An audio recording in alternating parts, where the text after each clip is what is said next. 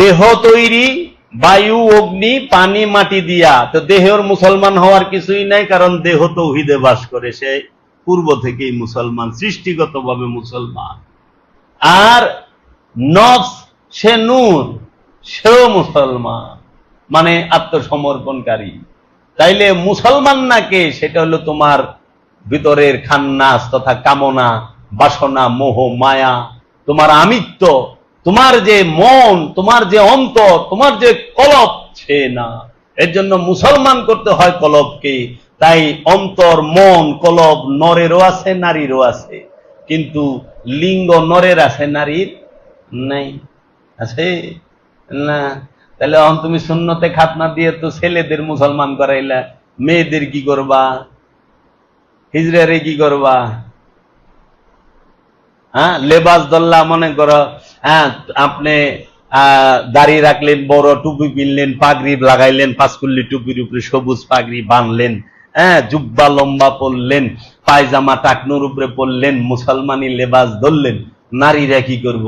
নারীরা তো পাঁচকুল্লি টুপিও পিনতে পারবো না, তার মাথার উপরে সবুজ পাগড়িও পরা পারবো না, পাঞ্জাবিও পরা পারবো না, টাকনুর উপরে পায়জামাও পরা পারবো না।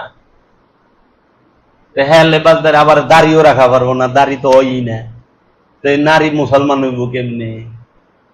তাহলে হাকিকি মুসলমান নরেরও করতে হবে অন্তরকে, নারীরও করতে হবে অন্তরকে। তো মুসলমানিত্ব হইল অন্তরের বিষয়। মুসলমানিত্ব কখনোই দেহের দৈহিক বিষয় নয়, এবং মুসলমানিত্ব কখনো লেবাসদারি বিষয় নয়। ইসলাম হইল নূর, কুফর হইল জুলমাত। মানে বাংলা যদি করি, ইসলাম শব্দের অর্থ হইল আত্মসমর্পণ, টোটাল স্যালেন্ডার। আর নূর শব্দের অর্থ জ্যোতি, প্রকাশ, বিকাশ, আলো, রোশনি। তাহলে আত্মসমর্পণই হচ্ছে জ্যোতি, প্রকাশ, বিকাশ, আলো। ওয়াল কুফরে জুলমাত, এবং কুফর মানে অস্বীকার, কাফের মানে অস্বীকারী, আর কুফুরি অস্বীকার করা। তাহলে অস্বীকারই হলো অন্ধকার, জুলুমাত মানে অন্ধকার। অনেক কি অস্বীকার? অন্ধকার। আর কোথায় আত্মসমর্পণ করা? নূর। আল ইসলাম নূরুন, আত্মসমর্পণ করা হইল নূর, আত্মসমর্পণই নূর। অনেক কোথায় আত্মসমর্পণ করা নূর? অনেক আপনি যদি থানায় যাইয়া পুলিশের কাছে আত্মসমর্পণ করেন, কোর্টে যাইয়া জজের কাছে আত্মসমর্পণ করেন, তাই নূরে নূরময় হয়ে গেলেন। আত্মসমর্পণ তো অনেক বাবরা। হানাদার বাহিনী যখন আমগো লুরাইছে, ধরা পড়ছে, তখন আত্মসমর্পণ করছে না হাত দিয়া? তাই কি নূরময় হয়ে গেছেন? তাহলে আত্মসমর্পণটা কোথায় করতে হবে? রসুলের কাছে, রবের কাছে। যারা রবের কাছে আর রসুলের কাছে আত্মসমর্পণ করতে পারে, তারাই নূরময় হয়েছে, রসুল আর রবের। এখন আপনি নিজের কাছে নিজে আত্মসমর্পণ করলেন, হবে? নিজের ইচ্ছার কাছে নিজে আত্মসমর্পণ করলেন, হবে? হবে না। এর জন্য অস্বীকার, ওয়াল কুফরে জুলমা, কুফুর অস্বীকার করা হইল অন্ধকার। তো কুফুর কি? অস্বীকার। কারে অস্বীকার করা? অন্ধকার। রসুলকে অস্বীকার করা হইল অন্ধকার। রসুলের বাণীকে অস্বীকার করা অন্ধকার। রসুলের বাণী কোরআন, ইন্নাহু লা কাউলুন রাসূলিন কারীম, নিশ্চয়ই এই কোরআন সম্মানিত রসুলের বাণী। আবার রবের নাজিলকৃত বস্তুকে অস্বীকার করা হইল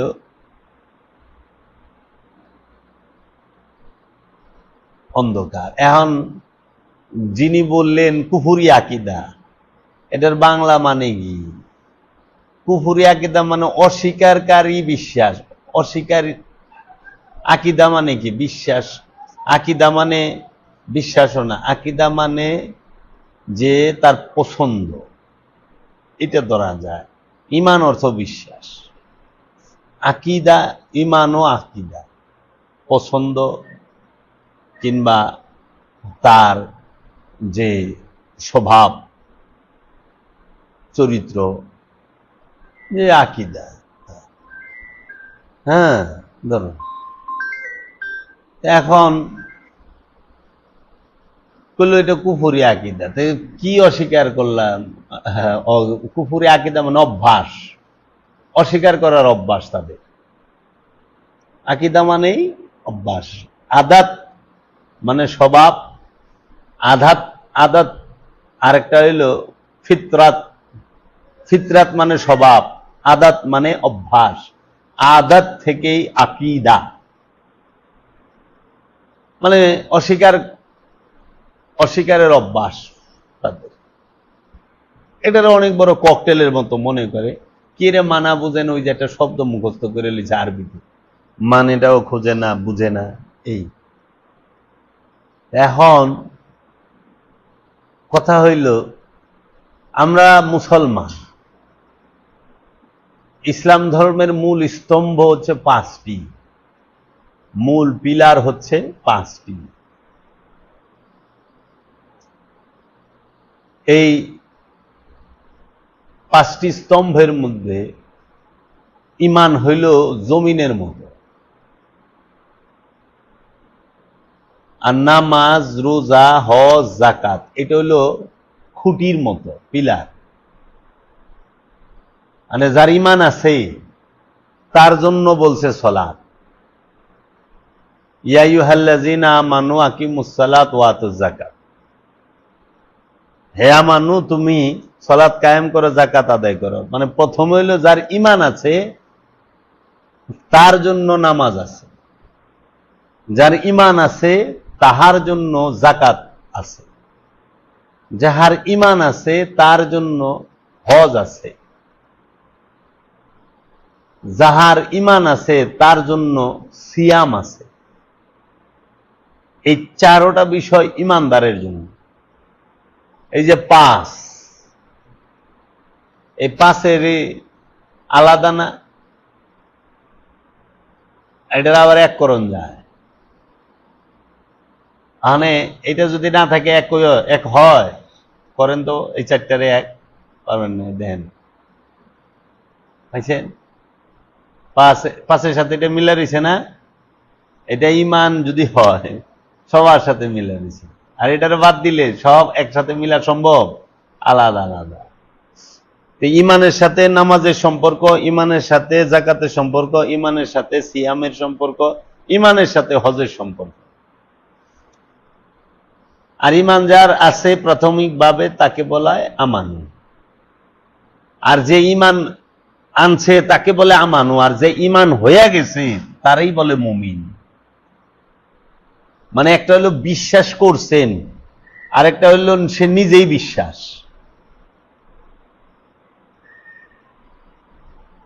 বুঝছেন? একটা হইল দেখা, আর একটা হলো দৃষ্টি। দৃষ্টি যার আছে সে সবই দেখে, দৃষ্টি দিয়ে সব দেখে।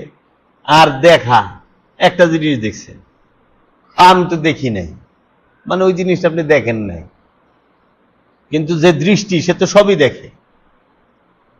তো আমানু যিনি, তিনি প্রাথমিক বিশ্বাসী। আমানু যিনি, তিনি খান্নাসরূপী শয়তান যুক্ত। আমানু যিনি, তিনি হচ্ছেন ছাত্র। আমানু যিনি, তিনি হইল তালিবে ইলিম। আমানু যিনি, তিনি শিষ্য। আমানু যিনি, তিনি মুরিদ।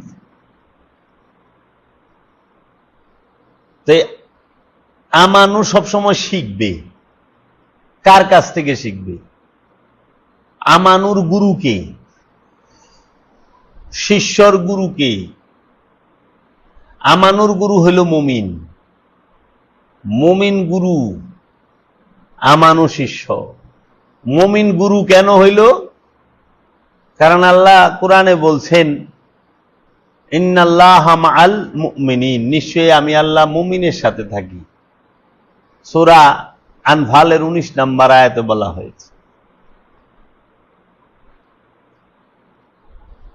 ইন্নাল্লাহা ইউহিব্বুল মুমিনিন, নিশ্চয়ই আমি আল্লাহ মুমিনকে ভালোবাসি। খুব খেয়াল করার বিষয়, মুমিন কেন গুরু? মুমিনের সাথে আল্লাহ থাকে তাই মুমিন গুরু, মুমিনকে আল্লাহ ভালোবাসে তাই মুমিন গুরু। আর আমানুর সাথে খান্নাস রূপী শয়তান আছে, তাই আমানু শিষ্য, গুরু না। আমানু যিনি, তিনি ছাত্র, তিনি শিষ্য। কেন? কারণ আমানুর সাথে খান্নাস রূপী শয়তান থাকে দুর্বল রূপে। তাহলে খান্নাস রূপী শয়তান সবল রূপে, প্রকট রূপে ক্ষমতা নিয়া থাকে কার সাথে? মানুষের সাথে, নরের সাথে, নারীর সাথে, জিনের সাথে। জিন, ইনসান, জাকারা, উনসা, এদের সাথে খান্নাস রূপী শয়তান খুব শক্তি নিয়ে থাকে। আর যিনি আমানু, রসুলের মুরিদ, কামেল পীরের মুরিদ, মুর্শিদের মুরিদ, গুরুর শিষ্য, মুমিনের শিষ্য, তার মধ্যে খান্নাস থাকে দুর্বল রূপে। এখন আমানু মুমিনের কাছ থেকে শিক্ষা গ্রহণ করবে। কি শিক্ষা গ্রহণ করবে? আমানু মুমিনের কাছ থেকে এই শিক্ষা গ্রহণ করবে যে আমানু মুমিনের দেওয়া ব্যবস্থাপত্র গ্রহণ করে, মুমিনের কাছ থেকে প্রেসক্রিপশন গ্রহণ করে সে ওইভাবে, আমানু ওইভাবে চলে। তার মধ্যে, তার নফসের সাথে যে অন্তরের মধ্যে খান্নাস রূপী শয়তান মিশে আছে, তাহাকে সে মুসলমান করবে অথবা তাড়িয়ে দিবে। তাহলে আমানুর অন্তরে যে খান্নাস রূপী শয়তান দুর্বল রূপে আছে, সেই খান্নাস রূপী শয়তানকে যে আমানু মুসলমান করবে, তাড়িয়ে দেবে মুমিন রূপী গুরুর কাছ থেকে ব্যবস্থাপত্র গ্রহণ করে। সেই ব্যবস্থাপত্রটা কি? সেই ফর্মুলাটা কি? সেই ফর্মুলাটা হলো, মুমিন প্রথমেই আমানুকে শিক্ষা দেবে, আকিমুস সলাত, সলাতকে কায়েম করো। সলাতের দায়েমি সলাত কায়েম করার মাধ্যমে, সর্বক্ষণ সলাতের উপরে অবস্থান করার মাধ্যমে নফস থেকে খান্নাস রূপী শয়তানকে মুসলমানও করা যায়, আবার তাড়িয়েও দেওয়া যায়। খান্নাসকে কিন্তু হত্যা করা যায় না, নয় মুসলমান করতে হবে, নয় তাড়িয়ে দিতে হবে। হত্যা করার কথা সারা কোরআনের নাই, মুসলমান করার কথা আছে। এখন মুসলমান কি নফস হবে, না মুসলমান আমিত্ব নামক খান্নাস হবে? আপনার মধ্যে যে আমিত্ব আছে সে মুসলমান হবে, না আপনার মধ্যে যে নফস আছে সে মুসলমান হবে? প্রশ্ন হইল এইটা। তো নফস যিনি, সে তো আল্লাহর সিফাতি নূর। নফস আগুন থেকেও সৃষ্টি হয় নাই, সে পানি থেকেও সৃষ্টি হয় নাই, সে মাটি থেকেও সৃষ্টি হয় নাই, সে বায়ু থেকেও সৃষ্টি হয় নাই। নফস সে সৃষ্টি হয়েছে আল্লাহর রব্বুল আলামিনের সিফাতি নূর হতে। নফস সে নূর, আলো, জ্যোতি, আল্লাহর সর্বশ্রেষ্ঠ সিফাতি নূর।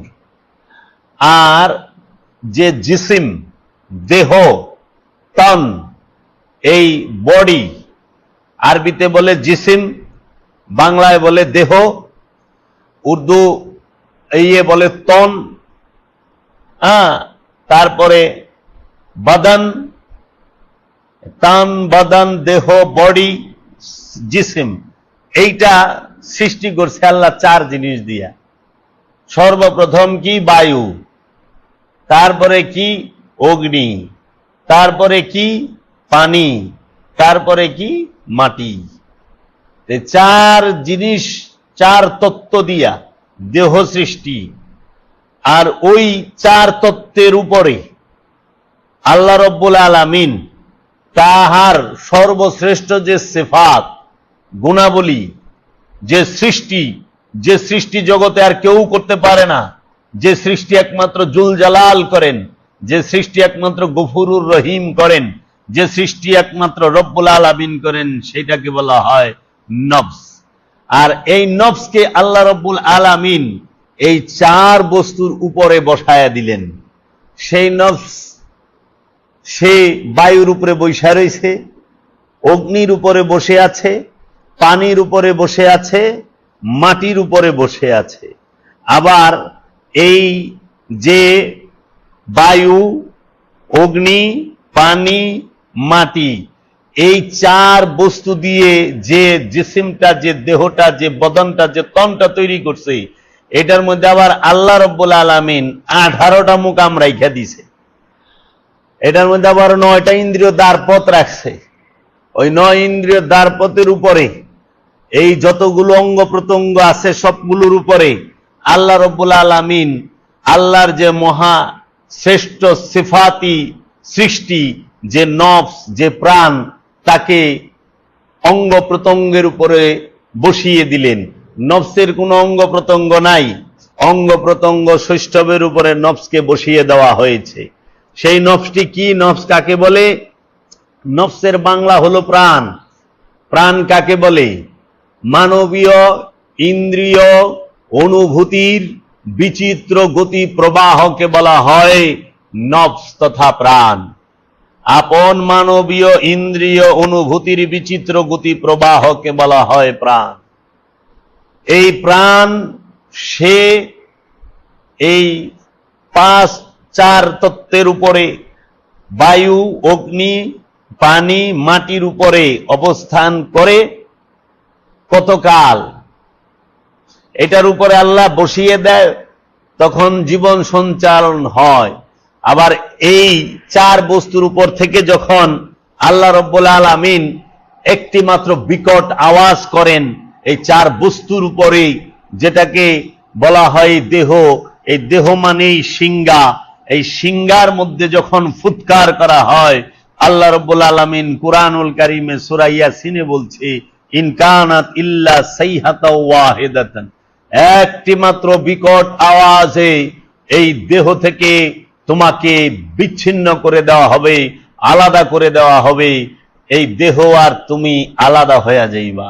যেই মুহূর্তে প্রাণ এই পাঁচ যে তত্ত্ব কি, বায়ু, অগ্নি, পানি, মাটি, নফস, নূর, এই পাঁচটা যখন এই চারের উপর থেকে যখন নূরকে আলাদা করে দেওয়া হয়, তখন এই চার, বায়ু প্রথম বন্ধ হয়ে যায়, অগ্নি প্রথমেই বন্ধ হয়ে যায়, বায়ু আর অগ্নি প্রথমেই শেষ। পানিটা মানে দেহের ভিতরে যত দেহের ভিতরে যত রক্ত, পানি, এই মগজ, যা কিছু আছে পানি দ্বারা সব কিছু আস্তে আস্তে বের হওয়া শুরু করে। দেখেন না, নাক দিয়ে রক্ত পড়ে, কান দিয়ে পড়ে, পায়খানা প্রস্রাবের রাস্তা দিয়ে পড়ে গেল। তারপরে থাকে মাটি, এইটা আবার এই জমিন নামক মাটির সাথে মিশা যায়, পইচা যায়। তাইলে যেই মুহূর্তে আল্লাহ রাব্বুল আলামিন এই দেহের থেকে নূরকে আলাদা করে, সঙ্গে সঙ্গে বন্ধ হয় বায়ু আর অগ্নি। বাতাস মানে দম বন্ধ হয়ে যায়, অগ্নি মানে হাতে শরীরের তাপ বন্ধ হয়ে যায়, শেষ। বায়ু আর অগ্নি যখন বন্ধ হয়, তখন কি হয়? দেখা বন্ধ, শোনা বন্ধ, বলা বন্ধ, ডাকা বন্ধ, হাঁটা বন্ধ, চলা বন্ধ, ধরা বন্ধ, প্রস্রাব পায়খানা টোটালি স্টপ।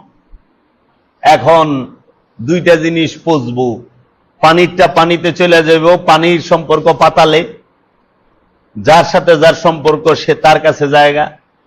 অগ্নি, তার সম্পর্ক সূর্যের সাথে উপরে, এজন্য আগুন নিচে ধরাইছেন, উপরে উঠে। পানি সম্পর্ক পাতালে, উপর থেকে পানি উপর দিকে ফেকেন কিন্তু উপরে যায় না, নিচে আহে। হ্যাঁ, আর যে আপনার বায়ু, তার সম্পর্ক শূন্যে, সে শূন্যের সাথে মিশা যায়। আর মাটি, তার সম্পর্ক মাটির সাথে, জমিনে, সে জমিনের সাথে মিশা যায়। আমি এই 60-70 বছরে আপনি এই জমিন থেকে খাওয়া দাওয়া গ্রহণ করে এই 70 বছরে যা জমা করছেন, একদিনে সব সুদে আসলে ফেরত দিবেন। একদিনে, বসেন বাবা, একদিনে ফেরত দিবেন, 12 বছরে না। বাবা বসে, এদিকে বসে, আই ফ্যান ছেড়ে দে, একদিনে ফেরত দিবেন।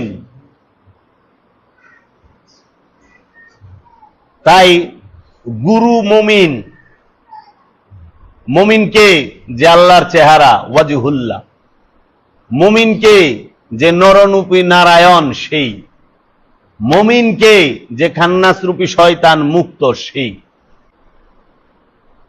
মানুষ অতিশয় চঞ্চল, আল্লাহ কইছে, কোন মানুষে কয় নাই। মানুষ তর্কপ্রিয়, মানুষ বেহুদা কথা কয়। এটি কোরআনের মধ্যে মানুষের চরিত্র সম্পর্কে আল্লাহ কইছে। এই মানুষ ভালো না, মানুষ অসভ্য, মানুষ ইতর, মানুষ জানোয়ারের থেকে নিকৃষ্ট। আল্লাহ কইছে, উলাইকা হুমুল কাল আনআম বাল হুম আদাল। তাহারা কেমন? চতুষ্পদ জন্তু, না না, তার থেকেও নিকৃষ্ট। মানুষ পশুর থেকে নিকৃষ্ট। ইন্নাল ইনসানা খুলিকা হালুওয়ান, আল্লাহ কইছে। মানুষ বখিল, মানুষ বখিল মানে কৃপণ, বুঝছা? মানুষ ইতর, মানুষ অকৃতজ্ঞ, মানুষ জালেম, মানুষ অত্যাচারী। আল্লাহ কইছিস মানুষের একটা গুণ ভালো না। কেন? মানুষের সাথে আল্লাহ শয়তান দিয়া রাখছে, এর লেগে। যার সাথে শয়তান আছে সে ভালো না। আর আপনার কাছে তো মানুষ ভালো, এই মানুষ কি মানুষ না?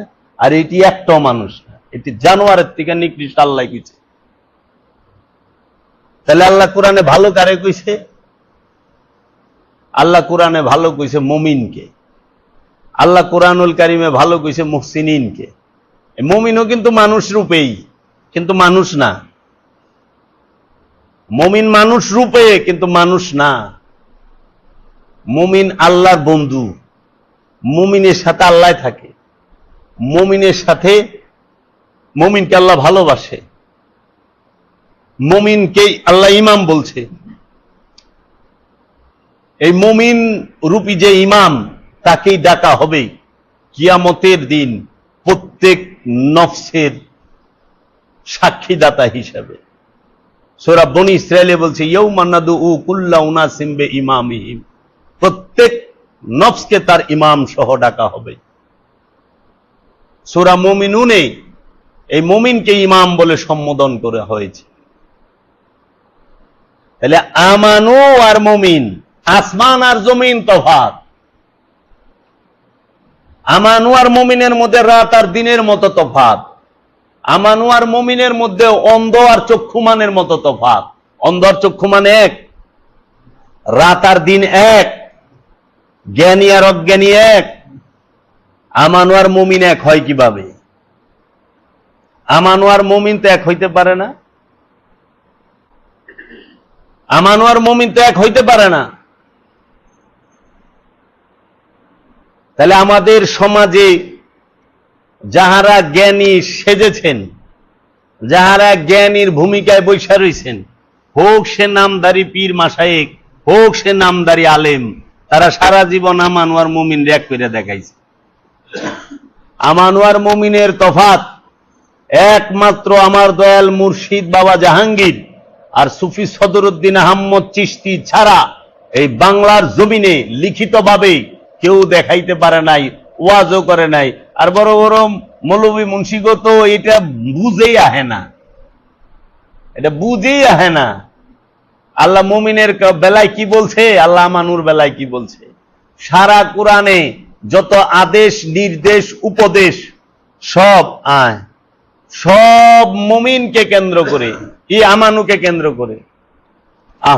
বসো, এইটা দিয়ে দাও। সারা কোরআনে যত আদেশ, নির্দেশ, উপদেশ সমস্ত কিছু আমানুকে কেন্দ্র করে। আর সারা কোরআনের মধ্যে যত অনুরোধ, যত প্রকার বিনয়ের ভাষা সব মুমিনকে কেন্দ্র করে। মুমিনের জন্য কোরআনে কোনো আদেশ নাই, মুমিনের জন্য সারা কোরআনে কোনো আদেশ নাই, আছে অনুরোধ। আর আমানুর জন্য সারা কোরআনে কোনো অনুরোধ নাই, আছে আদেশ। আর এই আমানু এবং মুমিনেরও, আমানু তো অনেক দূরের কথা, মুমিনের পিতার নাম হইল রসুল, নবী। মুমিনদের পিতাকে নবী, মুমিনদের পিতাকে রসুল। রসুল হইল মুমিনের পিতা। আল্লাহ কোরআনের মধ্যে বলে দিয়েছে নবীগণের স্ত্রী মুমিনগণের মাতা। সূরা আহজাব কইলা দেখেন, নবীগণের স্ত্রী মুমিনগণের মাতা। মুমিনের মা হইল নবীর স্ত্রী। তাহলে মার স্বামী কি হয়? পিতা হয়। তাহলে মুমিনের পিতাকে নবীগণ। হ্যাঁ, মুর্শিদ নবীর পুত্র কেমন এতে হয়? ফলে কিন্তু পুত্র বটে, মুখে বলা নয়। যিনি কামেল গুরু তার পিতা হইল নবী। আবার আল্লাহ কইছে আমি উম্মিনদের মধ্য হইতে রসুল নির্বাচন করি। উম্মিনা রাসূলাম মিনহুম ইয়াতলু আলাইহিম আয়াতি ওয়া ইউযাক্কিহিম ওয়া ইউআল্লিমুহুমুল কিতাব ওয়াল হিকমাত। আল্লাহ বলছে আমি উম্মিনদের থেকে রসুল নির্বাচন করি। আবার আল্লাহ কোরআনে বলছে আমি মুমিনগণ থেকে রসুল নির্বাচন করি। কিন্তু আমানু থেকে রসুল নির্বাচন হয় না, আমানু থেকে নবী নির্বাচন হয় না। আমানু আল্লাহর চেহারা না, মুমিন আল্লাহর চেহারা। মুমিনকে আল্লাহ বান্দা বলে সম্বোধন করেছে, আমানুকে আল্লাহ বান্দা বলে সম্বোধন করে নাই। মুমিনের সাথে আল্লাহ কথা বলেছে, আমানুর সাথে আল্লাহ কথা বলে না। মুমিনকে আল্লাহ হাদি বলে সম্বোধন করেছে, আমানুকে হাদি বলে নাই। তাহলে আমানু হইল যিনি পীরের কাছে, কামেল গুরুর কাছে প্রথমে হাতে হাত রাইখা মুরিদ হয়। হাতে হাত রাইখা প্রথমে যে মুরিদ হয়, এই যে আমানু হইল মানে বিশ্বাসী। সে কামেল গুরুকে বিশ্বাস করছে যে ওনার দেখানো পথে চললে পরে আমি আল্লাহ পাবো, ওনার দেখানো মতে চললে পরে আমি নিজেরে চিনব, ওনার দেখানো পথে চললে পরে আমি নিজের হেদায়েত লাভ করব। মান আরাফা নাফসাহু ফাকাদ আরাফা রাব্বাহু। যে নিজেকে চিনছে কোনো সন্দেহ নাই সে তার রবকে চিনেছে। তাহলে আমানু আর মুমিনের তফাৎটা ভালো করে জেনে নিতে হবে, আপনাকে খুব ভালো করে জেনে নিতে হবে। আল্লাহ আমানুকে বলছেন হে আমানু, ইয়া আইয়ুহাল্লাযিনা আমানু, ও হে আমানুরা, আকিমুস সালাত, সংযোগ যোগাযোগ প্রতিষ্ঠিত করো, ওয়া আতুজ যাকাত, এবং যাকাত প্রদান করো। এখন প্রশ্ন হইল আল্লাহ যে বলল হে আমানু সালাতকে কায়েম করো আর যাকাতকে প্রতিষ্ঠিত করো, তো প্রশ্ন হইল সালাতটা কায়েম করবা আমানু কার সাথে, কার কাছে? আর যাকাতটা যে আমানু দিব কার কাছে দিব? আমানু থেকে যাকাতটা কে নেবে? যাকাত কাকে দিতে হয়? সালাত কার সাথে করতে হয়? সালাত করতে হয় আল্লাহ আল্লাহর রসুলের সাথে। আল্লাহ আল্লাহর রসুলের সাথে সংযোগ যোগাযোগ প্রচেষ্টায় লেগে থাকা। সেইটা কিভাবে সংযোগ যোগাযোগ প্রচেষ্টায় লেগে থাকে? আরবি পইরা না, আরবি পইরা সংযোগ যোগাযোগ হয় না। কি দিয়ে সংযোগ যোগাযোগ হয়? রবের চেহারার দিকে দৃষ্টি দিয়ে তাকিয়ে থাকতে হবে। আপন রবের রূপের মধ্যে এই দৃষ্টি দিয়ে তাকায় থাকতে হবে। আপন রবের বাণী এই কর্ণ দিয়ে শুনতে হবে, এই শ্রবণ শক্তি দিয়ে শুনতে হবে। আপন রবের জিকির এই জবান দিয়ে করতে হবে, এই শ্বাস প্রশ্বাস দিয়ে করতে হবে আপন রবের জিকির। এই জবান দিয়ে আপন রবের যে ইকরার, আপন রবকে স্বীকারোক্তি, আপন রবের যে স্বীকারোক্তি সেইটা প্রদান করতে হবে। এই হাতের যে শক্তি, সেই শক্তি দিয়ে রবের রুজ্জুকে, রবের হাবিলকে, রবের যে শক্তি, রবের যে সুরত সিরাত আদর্শ সমস্ত কিছুকে শক্ত মজবুত ভাবে ধরতে হবে। আর এই পা যে গতিবিধির প্রতীক হইল পা, এই পা দিয়ে ওই রবের যিনি নবী, ওই রবের যিনি রসূল, তার পিছনে পিছনে, তার পায়ের চিহ্নের পিছনে হাঁটতে হবে। তার পায়ের চিহ্ন দেখে তার পিছনে পিছনে তাহার সাথে সাথে হাঁটতে হবে। সে যদি তোমাকে মৃত্যুর মুখে নিয়ে যায়, মৃত্যুর মুখেই যাইতে হবে। সে যদি তোমাকে হেদায়েতে নিয়ে যায়, হেদায়েতেই যাইতে হবে। সে তোমাকে যদি উহুদে নিয়ে যায়, তুমি উহুদে যাইবা। সে যদি তোমাকে বদরে নিয়ে যায়, তুমি বদরে যাইবা। সে যদি তোমাকে খায়বারে নিয়ে যায়, খায়বারে যাইবা। এইটা হইল সালাত, সংযোগ যোগাযোগ প্রচেষ্টা। একদম এই দেহের সাথে হাত যুক্ত সংযোগ যোগাযোগ আছে। এই চোখের সাথে দৃষ্টি যুক্ত সংযোগ যোগাযোগ তার সব সময়। ঠিক এই রকম ভাবে সালাত। অহনে তোমরা মনে করো সালাত মানে হইল সোজা এক কানের লতির গুড়ে হাত দিয়া নিয়ত বান্দা, তারপরে রুকুতে যাওয়া, তারপরে আরবি পড়া। এইটা মেজাজি, কিন্তু হাকিকি সালাত হইল রসুলের সাথে, রবের সাথে যুক্ত থাকা।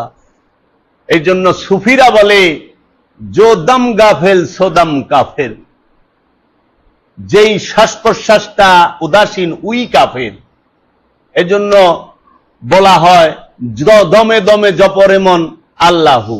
কিন্তু এইটাও একটু সাধারণ স্তরের কথা। দমে দমে জপরে মন আপন গুরুর নাম, আপন গুরুর রূপ, আপন গুরুর জিকির। ওইটা কইতে ডরায়। আবার ওহাবিরা যদি সেটা যায়, দরবার যদি ভাঙ্গা ভালায়, এত সুন্দর করে দরবার সাজাইছি, ভাঙ্গা হালাইলে যাম কই? এর লেগা ফাঁকি মারে। ফাঁকির কাম এহেনে চলে না, যা আমি চালাই না, এই স্পষ্ট কথা। এই আমানু মুমিনের তফাৎ নিয়ে বসার জন্য বাংলাদেশের সর্বশ্রেষ্ঠ আলেমদেরকে এখনো আমি আহ্বান জানাই। যদি কোন বিখ্যাত আলেম থাকে বাংলাদেশের, যিনি গ্র্যান্ড মুফতি, তারই শুদ্ধ আহ্বান জানাইছি। আসার সাহস পায়। একজন আইছিল আমানুয়ার মুমিনের তফাৎ লয়ে, মনে আছে একবার এক হুজুরের শিষ্য কই বিষয়ই বুঝি না, আলোচনা কি করু? কারণ এটা হলো দর্শনগত বিষয়। এটা কখনোই গ্রামারের বিষয় না, ভাষার বিষয় না, যে ভাষা, এটা হলো দর্শন, এটা হলো ভেতরগত বিষয়। আমানুয়ার মুমিন এটা হলো বিশ্বাসের স্তরের বিষয়, লেয়ারের বিষয়। কাজেই এই জায়গায় যে না ডুবছে সে পাইব না, সে বুঝবো না।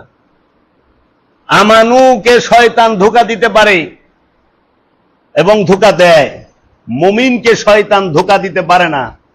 আবার কোরআন এরকমও বলছে যে উঁচু স্তরের আমানু যারা বিশ্বাসী, উঁচু স্তরের মানে জাবরুত মুকামে যে যায় রইছে, লাহুতে যায় নাই, জাবরুতে, ওই আমানুকেও শয়তান ধোঁকা দিতে পারে না।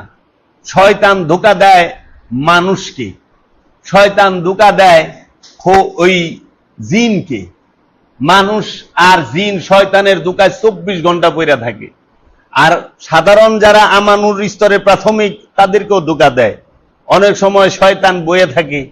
হ্যাঁ, এই আমানুগ ভিতরে, মুরিদের ভিতরেও শয়তান বয়ে থাকে, ওই খোঁচা দেয়, কিরে হ্যাঁ তোর পীরে কইতাছে আল্লাহ আল্লাহ, আর তুই দিহি খালি কস মুর্শিদ মুর্শিদ, এটা ঠিক, তুই ওইটা ক। কিন্তু এটা বুঝে না খাজা গরিবে নওয়াজের জিকির আর তাহার মুরিদের জিকির এক না, এক না। কাজেই বাবা, আমানুর বিষয়টা, মুমিনের বিষয়টা স্পষ্ট ধারণা থাকতে হবে আপনার।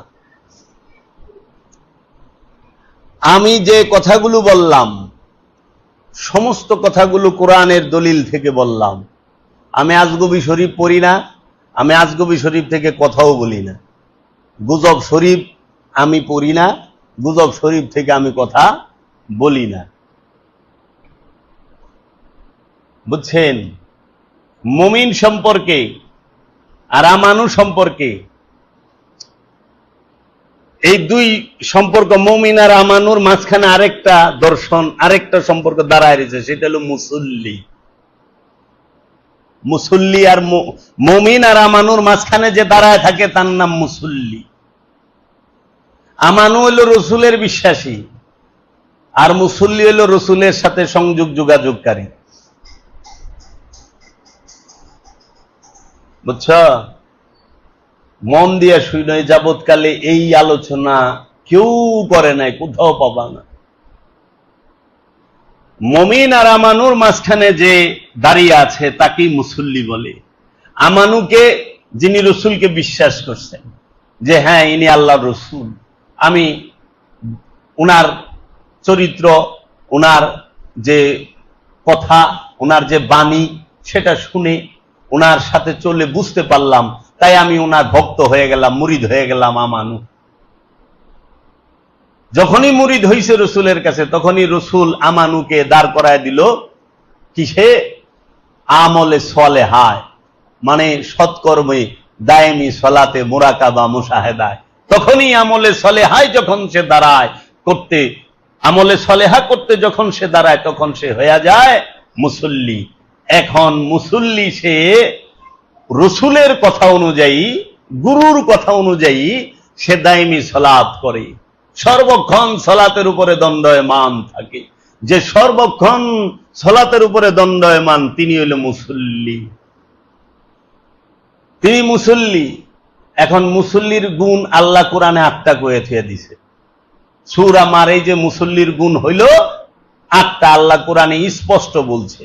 সূরা মারিজের মধ্যে মুসল্লির গুণ 8টা, মুমিনের গুণ সূরা মুমিনুনে বলছে 6টা, আর আমানুর গুণ কোরআনে সূরা বাকারার মধ্যে বলে দিয়েছে। আমানু কারা? যারা আল্লাহতে বিশ্বাস করে, যাহারা রসুলকে বিশ্বাস করে, নবীকে বিশ্বাস করে, যাহারা আল্লাহর কিতাবকে বিশ্বাস করে, যারা আল্লাহর ফেরেশতাকে বিশ্বাস করে, ফেরেশতাদের উপরে বিশ্বাস রাখে, যারা ইয়াউমুল আখিরাতের উপরে বিশ্বাস করে, যারা কিয়ামত দিবসের উপরে বিশ্বাস করে রাখে, তাহারা আমানু। বুঝছেন? আর মুসল্লি কারা? এই আমানু যখন রসুলের সাথে সংযোগ যোগাযোগ করতে দাঁড়ায়, তখন মুসল্লি। দেখেন আমানু কারা, মুসল্লি কারা, কোরআন স্পষ্ট বইলা দিছে যে আমানু তাহারা কারা? আল্লাহতে বিশ্বাস করে, নবী ও রসুলকে বিশ্বাস করে, কিতাবের উপরে বিশ্বাস করে, ফেরেশতাদের, মালাইকদের উপরে বিশ্বাস রাখে, ইয়াউমুল আখিরাতের উপরে বিশ্বাস করে, কিয়ামতের উপরে বিশ্বাস করে, আল্লাহর তরফ হইতে যাহা কিছু নাজিল হয়েছে সকল কিছুর উপরে বিশ্বাস রাখে, তারা আমানু। আর এই আমানু যখন আল্লাহর রসুলের হাতে হাত দিয়া বায়াত গ্রহণ করে মুরিদ হয়, তখন সে রসুলের কাছে থেকে যে প্রেসক্রিপশন, ব্যবস্থাপত্র পায়, আল্লাহর রসুল বলে ইয়া আইয়ুহাল্লাযিনা আমানু, হে আমার মুরিদ, হে আমার শিষ্য, হে আমার ছাত্র, হে আমার বিশ্বাসী, তুমি আকিমুস সালাহ, তুমি সালাতকে কায়েম করো। আল্লাযিনা হুম আলা সালাতিহিম দায়েমুন, তাহারাই মুসল্লি, যারা সর্বক্ষণ দায়েমি সালাতের উপরে থাকে। রসুল বলতাছে আমানুকে সালাত কায়েম করো, আর সে আমানু যখন সালাতে দাঁড়ায় তখন বলতাছে সালাতের উপরে দায়েম থাকো। আমানুকে বলতাছি ইয়া আইয়ুহাল্লাযীনা আমানু আকিমুস সালাত, হে আমানু সালাতকে কায়েম করো। আমানু শুনে বলল, ইয়া রাসূলুল্লাহ সালাতকে কিভাবে কায়েম করুম? তখন আল্লাহর রাসূল ওই মুসল্লিকে বলল, তার পিছনে যে দাঁড়াইছে তাকে বলল, আল্লাযীনা হুম আলা সালাতিহিম দাইমুন, তাহারাই মুসল্লি যারা সর্বক্ষণ রাসূল আর রবের সাথে সংযোগ যোগাযোগ প্রচেষ্টায় লিপ্ত।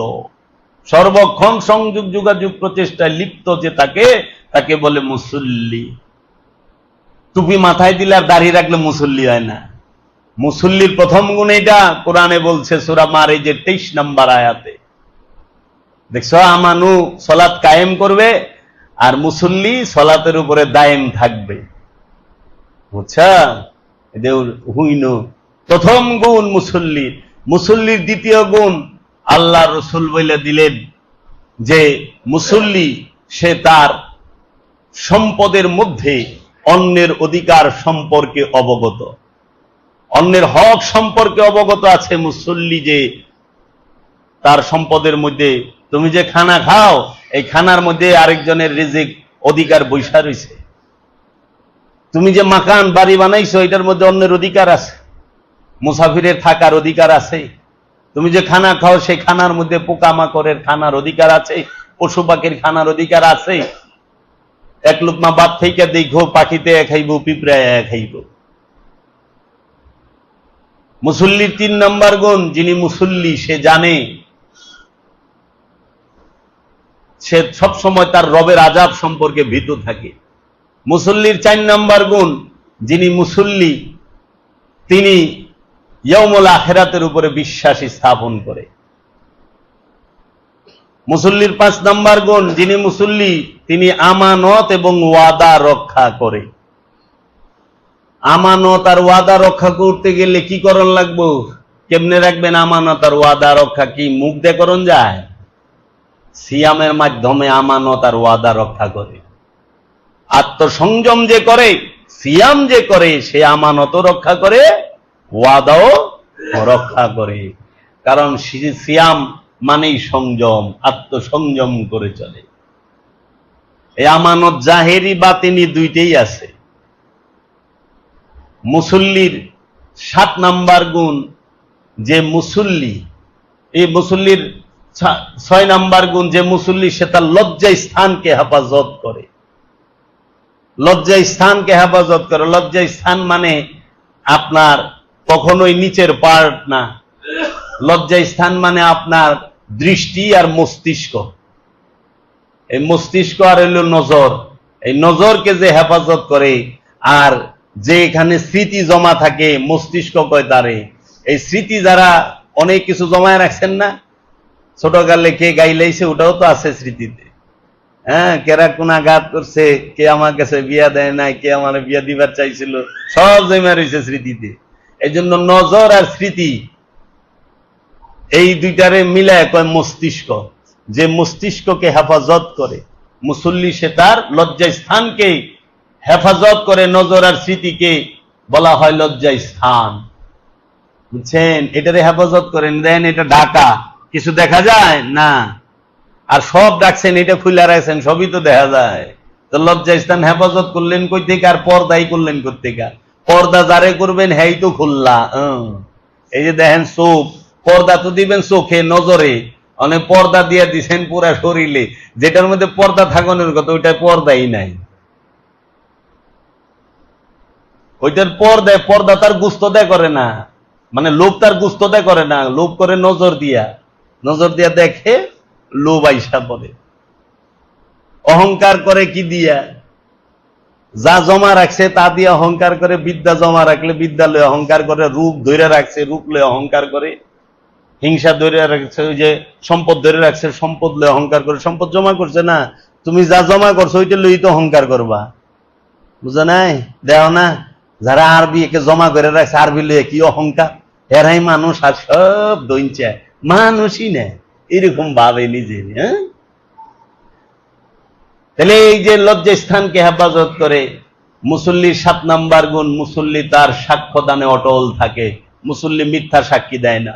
আর এখন তো ইমাম সাহেব মিথ্যা সাক্ষী দেয়, মুসল্লি তো ছাড়েন।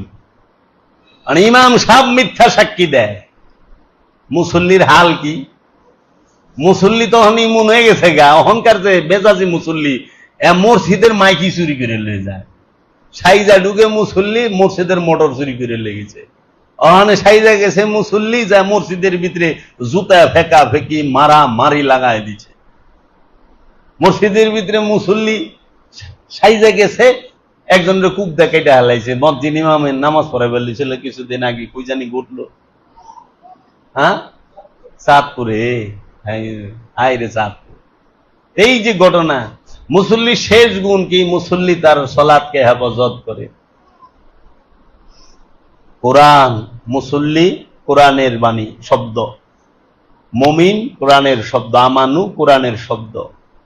তাহলে আমানু আর মুমিনের মাঝে যে মুসল্লির রূপ দাঁড়ায় রয়েছে, মুসল্লির 8 গুণ সূরা মার এই যে 23 নম্বর আয়াত থেকে নিয়া একদম 36 নম্বর আয়াত পর্যন্ত বইলা থইছে, সেইটা পরেই নেই, জানি না। এখন আমরা কি করি? আমাকে ইমুন নামাজ শিখাই দিছে যে আমরাই ইমাম হয়ে যাই, আমরাই মুসল্লি হয়ে যাই, আমরাই আমানু হয়ে যাই, তাই না? বাড়িতে যখন যায় নামাজ বিছায় একা নামাজ পড়েন, আপনি ইমাম, আপনি মসজিদ, আপনি মুসল্লি, আপনি আমানু। এটা কি সম্ভব? এটা কি হয় কোনদিন? মুমিন সে সালাত শিখাবে, আমানু সে সালাত শিখবে, মুসল্লি সে সালাত সর্বক্ষণ করবে। মুমিন মুসল্লিকে সালাত শিখায়, মুমিন হইল ইমাম, মুসল্লি সে, মুসল্লির বাংলা কি? যোগী, বুঝছেন? মুসল্লির বাংলা কি? যোগী, সাধক। বাংলা করলে তো আবার আমাকে বিপদ আছে, কারণ এখনকার যারা আমরা নামদারি মুসলমান বাংলা শব্দই সহ্য করা পারি না। কই বাংলা শব্দ করলে কইতে হিন্দু, বাংলা কি হিন্দু? শ্রী শ্রী লেখলেই কয় হিন্দু, শ্রী শ্রী মা এটা বাংলা শব্দ। জল কইলে কয় হিন্দু, জল হইলো বাংলা শব্দ। কেদারা কইলে কয় হিন্দু, কেদারা হইলো বাংলা শব্দ। কেদারা মানে সিয়ার, জল মানে পানি, পানি হইলো উর্দু শব্দ। কারণ আমরা মাদ্রাসায় পড়ি, আমরা যে কথা কই 80% উর্দু শব্দ কই মাদ্রাসায় যারা পড়ি, আর 10% হয়তো ফার্সি শব্দ, আর বাংলা আরবি মিলে 5% কই, 10%, 5 5 10 কই। যে একটু গবেষণা করে দেখেন, মুহতারাম হাজরিন, মুরব্বিয়ানে কেরাম, সব উর্দু, উর্দু শব্দ বলে। খানা খান উর্দু শব্দ, বাংলা হলো সেবা গ্রহণ করেন। এর লেগে বাংলায় সাধুরা বলে সেবা নেন, আর আমাদের আরবি জানা পণ্ডিতরা বলে খানা খাও, খানা লাগাও, উর্দুতে খানা কয়। বুঝছেন? কি কইবেন আপনারা? বাংলা কইলেই খেইবা যান, বাংলা ভাষাটারই জীবনে ভালোবাসতে পারলেন না বাংলাদেশে থাইকা।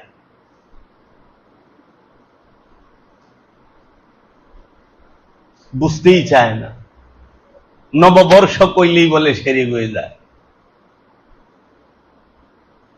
আমরা কই আহলান সাহলান, মারহাবা মারহাবা, বাংলাদেশ জিন্দাবাদ। জিন্দাবাদ হলো উর্দু শব্দ,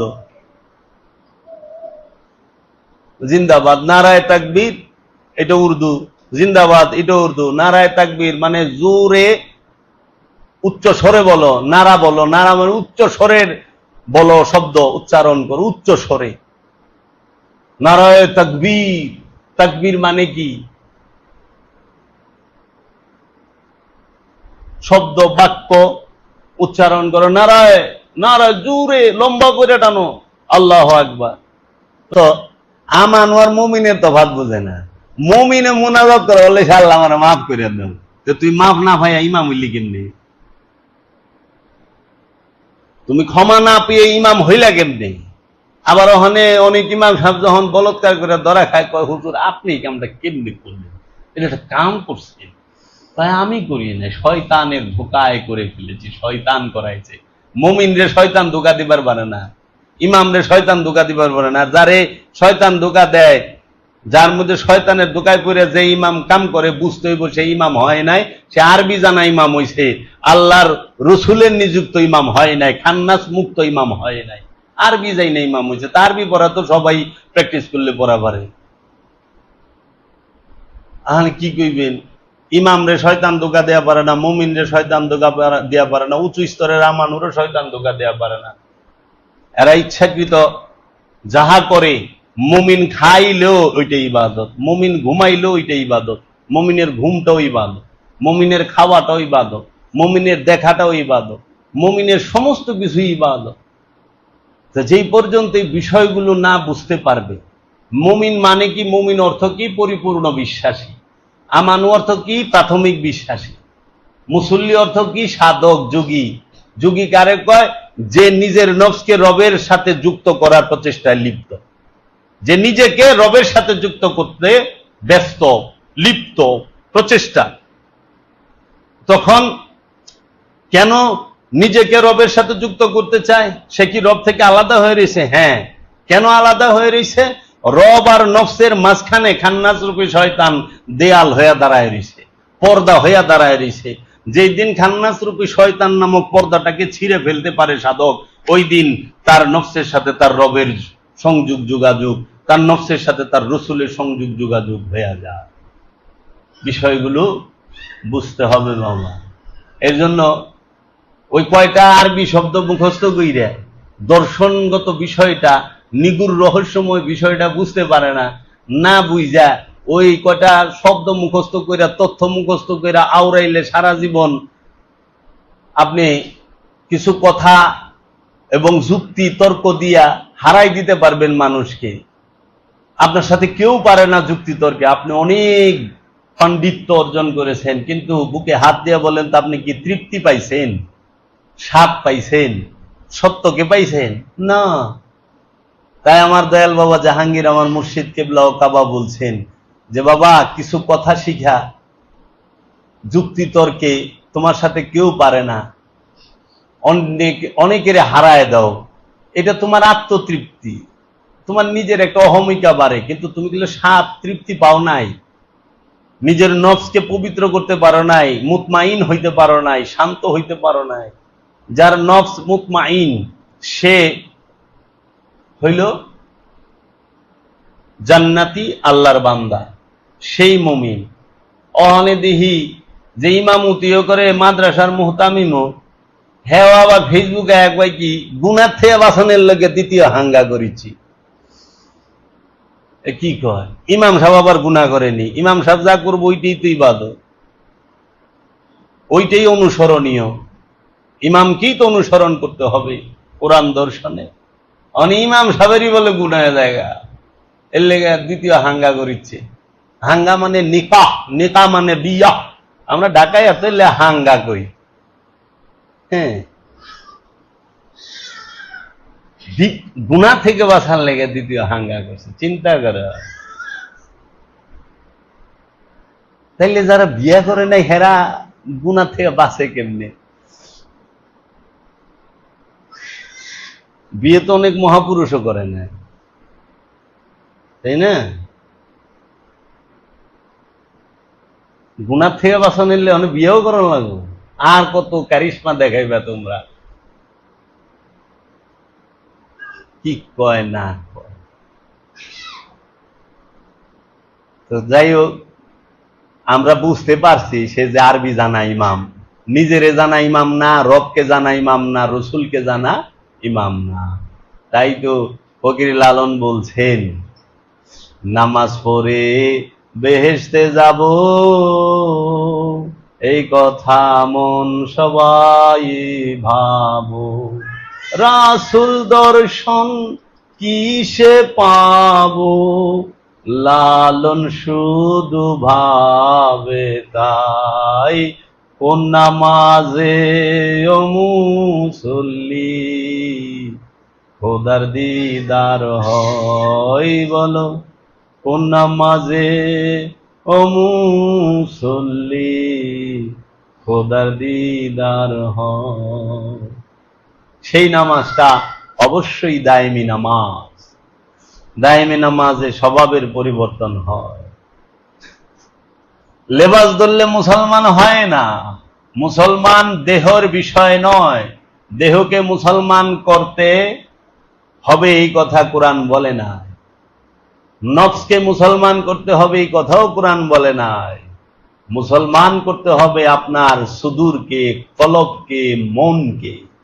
মুসলমান হবে মন, কারণ আপনার যে নফস তথা প্রাণ, সে আল্লাহর সর্বশ্রেষ্ঠ সিফাতি নূর।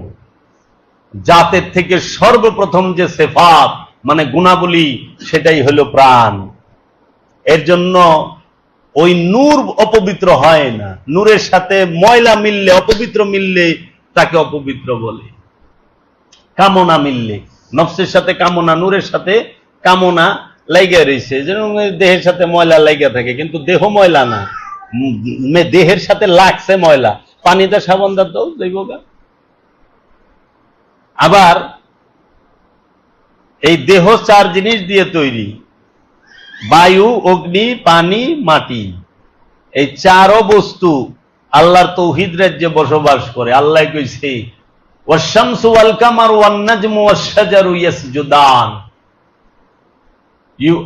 আল্লাহ বলছেন ইউসাব্বিহু লিল্লাহি মা ফিস সামাওয়াতি ওয়া মা ফিল আরদিল মালিকুল কুদ্দুসুল আজিজুল হাকীম। আসমান জমিনের যাহা কিছু আছে সমস্ত কিছু আল্লাহ তাসবিহ পাঠ করে। এই মাটি, পানি, বায়ু, অগ্নি সবাই আল্লাহ তাসবিহ পাঠ করে। তারা তৌহিদে বাস করে। বায়ু তৌহিদে বাস করে, আগুনও তৌহিদে বাস করে, পানিও তৌহিদে বাস করে, মাটিও তৌহিদে বাস করে। তাইলে নফস নূর, সে অপবিত্র না, আল্লাহর সর্বশ্রেষ্ঠ সিফাত। আর বায়ু, অগ্নি, পানি, মাটি এই সব আল্লাহ তৌহিদে বাস করে, এদের মধ্যে শয়তান নাই। তাইলে অপবিত্রটা কি? অপবিত্রটা হইল তোমার ভিতরের খান্নাস তথা কামনা। এর জন্য দেহ তৈরি বায়ু, অগ্নি, পানি, মাটি দিয়া। তো দেহের মুসলমান হওয়ার কিছুই নাই, কারণ দেহ তৌহিদে বাস করে, সে পূর্ব থেকেই মুসলমান, সৃষ্টিগতভাবে মুসলমান।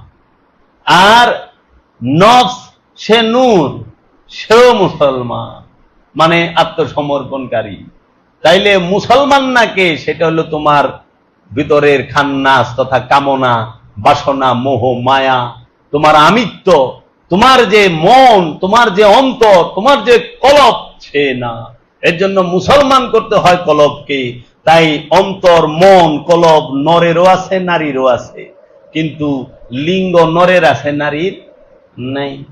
আছে না?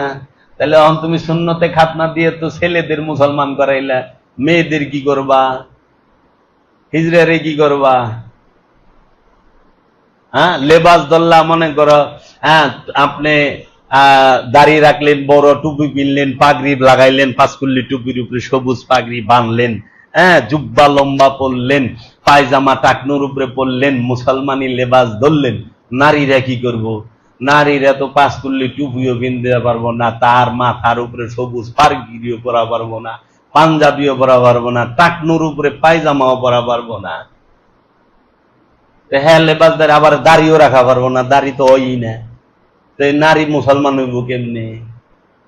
তাহলে হাকিকি মুসলমান নরেরও করতে হবে অন্তরকে, নারীরও করতে হবে অন্তরকে। তো মুসলমানিত্ব হইল অন্তরের বিষয়।